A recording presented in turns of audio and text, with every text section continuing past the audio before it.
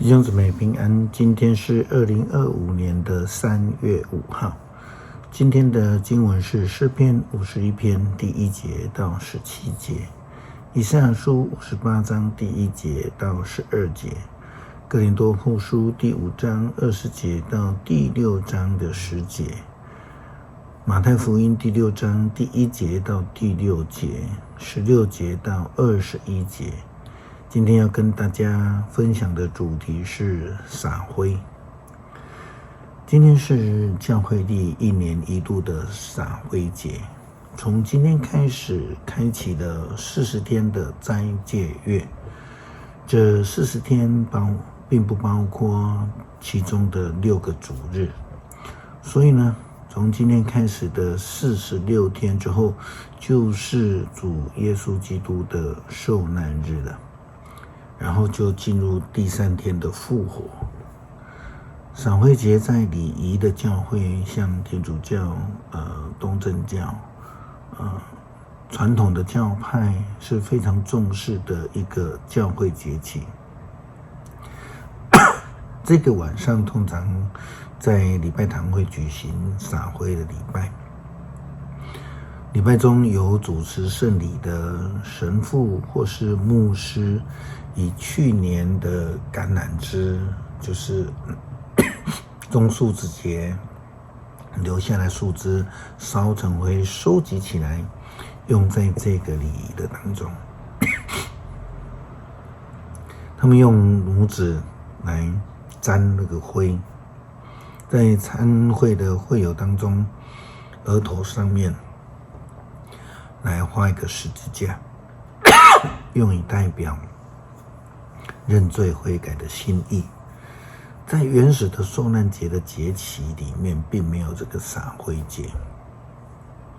最早是在天主教的苦修院当中来实行，教士们是用灰撒在头上，来表达耶稣基督的受难的感恩以及认罪。到了11世纪的初期，才由教宗乌尔巴诺2世定为斋戒月，再变成是礼仪的这个斋戒月礼仪的第1天。英国的教会脱离了天主教之后，建立了圣公会，也沿用这个传统。信义宗教会也大概在20世纪以后才恢复撒灰节礼仪及传统。牧师第一次接触的这个撒灰节呢，就是在美国福音信义会服事的时候。改革中新教传统并不强调，但是近年来越来越多的教会开始重视然后重视这个撒灰节的信仰意义，并且呢也开始了执行撒灰的礼仪。撒灰节并不是一个固定的每年的某一日，但都固定在礼拜3，因此英文称为 Ash Wednesday， 就是撒灰的礼拜3。这一天最早可能出现在每一年的2月10号，最晚大概是在3月10号。这是从复活节的节日定了之后往回推算的一个日子。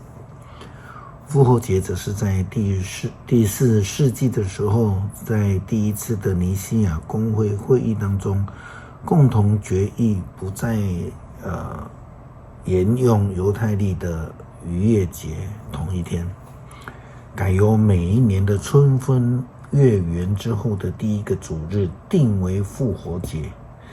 因此在北半球这样的观念，在南半球就变成是秋分了啦。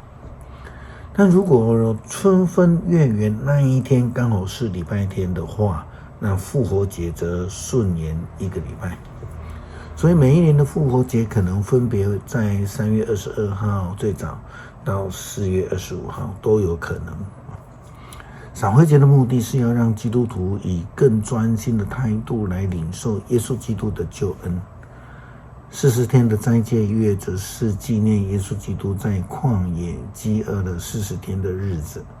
因此我们知道闪灰节、斋戒月、棕树主日、受难周以及受难日以及复活节是一个复合式的节期，最主要是要纪念耶稣基督的受难、被钉、复活的救恩。最标准的经文则使用诗篇51篇大卫王的悔罪诗来反省思考，这是非常典型的认罪经文。